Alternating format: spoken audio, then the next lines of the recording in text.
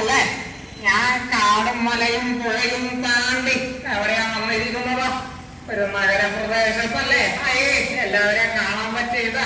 ഭയങ്കര സന്തോഷമായിട്ടാണ് ചാക്യാര് കാണുന്നത് അല്ലേ? അപ്പോ ചാക്യാര് എന്തൊക്കെയാ അവിടെ വന്നെന്ന് വെച്ചാല് കുറെ കാര്യങ്ങൾ നിങ്ങളായിട്ട് സമ്മതിക്കാനാ. അതേപോലെ തന്നെ ഇലക്ഷനൊക്കെ അല്ലേ വന്നെ. അപ്പൊ ഇലക്ഷന്റെ ഒക്കെ കുറെ കാര്യങ്ങൾ പറയാനാണ് ചാക്യാര് ഇവിടെ വന്നിരിക്കുന്നത്. ഇപ്പൊ എല്ലാവർക്കും റേഷനൊക്കെ കിട്ടുന്നല്ലോ. അല്ലേ? കോവിഡ് കാലത്തും പ്രളയകാലത്തും ഒക്കെ നല്ല സുഖ സമ്പുഷ്ടമായിട്ട് വീട്ടിലിരുന്ന് റേഷൻ കിറ്റൊക്കെ കിട്ടിയല്ലോ. അല്ലേ? അപ്പൊ ആരാ തന്നെ? നമ്മുടെ പിണറായി സർക്കാരല്ലേ, കേരളം അല്ലേ തന്നെ റേഷൻ കിറ്റൊക്കെ? എനിക്കും കിട്ടിയോട്ടോ, ചാക്യാർക്കും കിട്ടി. നല്ല ഒന്നാന്തരം സദ്യ അങ്ങോട്ട് ചാക്യാരെ അങ്ങോട്ട് വെച്ച് കഴിച്ചു. ഈസ്റ്ററും വിഷു ഒക്കെ നല്ലപോലെ അടിച്ചു കൊടുത്തില്ലേ? ചാക്യാരെ അടിച്ചു കൊടുത്തായിരുന്നോ? എന്താ കാരണം ഒന്നറിയോ? പെൻഷന് എല്ലാവർക്കും കിട്ടിയില്ലേ? എനിക്കും കിട്ടി, ചാക്യാർക്കും കിട്ടി. തനിക്ക് കിട്ടുവോ? കിട്ടി. സന്തോഷമായല്ലേ? തനിക്ക് കിട്ടുവോ? സന്തോഷമായല്ലേ? ഇപ്രാവശ്യം 64 ലക്ഷം പേർക്ക് 2 ഗഡുക്കളായിട്ട് ഒരുമിച്ചാണ് കിട്ടിയപ്പോ ചാക്യാര് അറിഞ്ഞു. അത് കേട്ടപ്പോ ഒരു അമ്മേന്ന് ചിരി വന്നോ? മന്ദാസം. ഇപ്പൊ പറയാൻ കാരണം എന്താന്ന് വെച്ചാൽ അറിയോ? ഇതിലത്തെ പാതി കാശ് 100 രൂപ മാത്രം കേന്ദ്രം പറ്റുള്ളൂ എന്നാണ് ചാക്യാരുടെ ഒരു നിരീക്ഷണമല്ലേ? അയ്യോ, ഇങ്ങനെ പോകണമെങ്കിലേ എങ്ങനെയാ നന്നാവാ? അങ്ങനെ പറഞ്ഞു വരുമ്പോളേ ഒരു കണക്ക് പറയാനുണ്ടല്ലോ. ഒരു 432 കോടി രൂപയുടെ കണക്ക്. അങ്ങനെ പറഞ്ഞു വരുമ്പോളേ ചാക്യാർക്ക് എന്തോ പോലെ ഒരു ഇത്. അങ്ങനെയാണെങ്കിൽ ചാക്യാര് അധികം കണക്കിലേക്ക് കടക്കുന്നില്ല. അപ്പൊ നമുക്ക് അടുത്ത വിഷയത്തിലേക്ക് കടക്കാം അല്ലേ?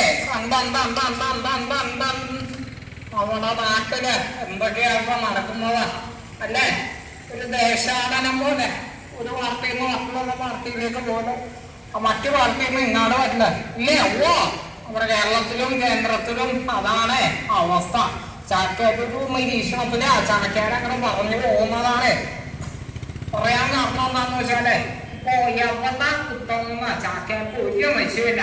ഇപ്പൊ താമരയെ കുത്തിയാല് കൈപ്പത്തി പതിക്കും, കൈപ്പത്തി കുത്തിയാല് താമര വിരിയണ അവസ്ഥയിലാണ് നിൽക്കണേ.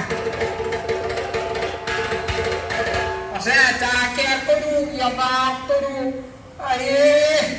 ചാക്യാർക്ക് ആകെ സംശയമായല്ലോ. ഇപ്പോഴത്തെ പുതുതലമുറന്റെ ഭാഷ പറഞ്ഞ ബൗട്ടെന്ന് പറയും.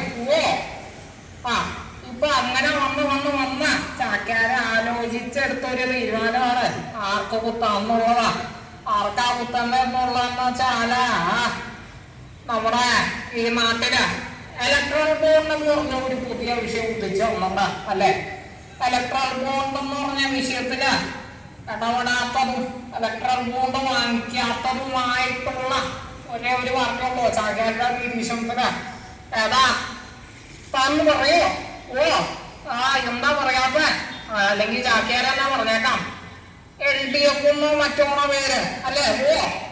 LDF എന്ന് പറഞ്ഞ പാർട്ടിയാ. ഇലക്ട്രൽ ബോണ്ട് രാജ്യത്ത് വാങ്ങിക്കാത്ത പാർട്ടിയാ, അതിനെ എതിർത്തുന്ന പാർട്ടിയാ.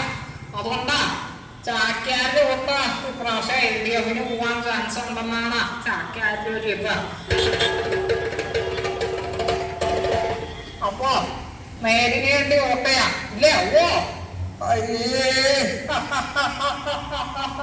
ചാക്യാർക്കെ ഈ വിഷയമൊക്കെ പറഞ്ഞു വന്നപ്പോളെ ഭയങ്കര ഒരു മന്ദഹാസം ഉള്ളില് ഇല്ലേ? നിങ്ങൾക്ക് മന്ദഹാസം വന്നില്ലേ? ചാക്യാരുടെ വർത്താനം കേട്ടതാ. ചാക്യാര് എല്ലാവരെയും കയ്യിലെടുക്കാൻ വന്നതുണ്ടോ? അപ്പൊ ചാക്യാര് പറഞ്ഞു വന്നത് എന്താന്ന് വെച്ചാല് ഡീസലിനും പെട്രോളിനും എല്ലാത്തിനും ഒക്കെ വില കൂടിയപ്പോളാ ആരാ ന്യൂഡൽഹിയിൽ പോയിട്ട് പ്രതിഷേധിച്ചതാ? കോൺഗ്രസ്സുകാരെ അവിടെ കണ്ടപ്പോ RSS അവിടെ തീരെ കാണാൻ വിഷയമില്ല. അതിനാരാ പോയി പ്രതിഷേധിച്ച്? അവിടെ മുഖ്യമന്ത്രി അതേപോലെ തന്നെ മന്ത്രിമാരും ഒക്കെ ചേർന്ന് ന്യൂഡൽഹിയില് നല്ലൊരു പ്രതിഷേധം നടത്തി. അവിടെ നല്ലൊരു ലോങ് മാർച്ച് നടത്തി. അപ്പൊ ആരാ നല്ലതാ? LDF സർക്കാരിന്റെ അപ്പൊ നമ്മൾ ആർക്കാ വോട്ട് കൊടുക്കുന്നതാ? LDF സർക്കാരിനല്ലേ നല്ലത് ചെയ്യുന്നവനെ അല്ലേ നമ്മൾ അംഗീകാരം കൊടുക്കാവുള്ളൂ. അങ്ങനെ പറഞ്ഞുകൊണ്ടാ ചാക്യാര് തുടർന്ന് പോവുകയാണ്. അതിനു മുമ്പ് ചാക്യാർക്ക് ഒരു കാര്യം കൂടി പറയാനുണ്ടാ. ചാക്യാര് എന്തിനാ അവിടെ വന്നത്? ഓ നമ്മുടെ ഈ പാർലമെന്റ് മണ്ഡലത്തില് ആരാ ഇവിടുത്തെ LDFിന്റെ സ്ഥാനാർത്ഥി? KJ ഷൈൻ ടീച്ചർ എങ്ങാണ്ടോ അല്ലേ? ഓ ആണോ? ആണല്ലേ? ഓ അപ്പോ KJ ഷൈൻ ടീച്ചറെ ചുറ്റികരിവാണ് നക്ഷത്രത്തിന്റെ അടയാളത്തിൽ വോട്ട് നൽകി ജയിപ്പിക്കണമെന്ന് പറയാനായിട്ടാണ് ചാക്യാര് ഇവിടെ വന്നത്. അപ്പോ എല്ലാവരും LDFിന് വോട്ട് ചെയ്ത അങ്ങ് പാർലമെന്റിൽ കൊണ്ടുപോയി എത്തിക്കുന്നു എന്ന് പറഞ്ഞുകൊണ്ട് ചാക്യാര് ഇവിടെ നിന്ന് യാത്രയാവുന്നു. എല്ലാവർക്കും നന്ദി, നമസ്കാരം.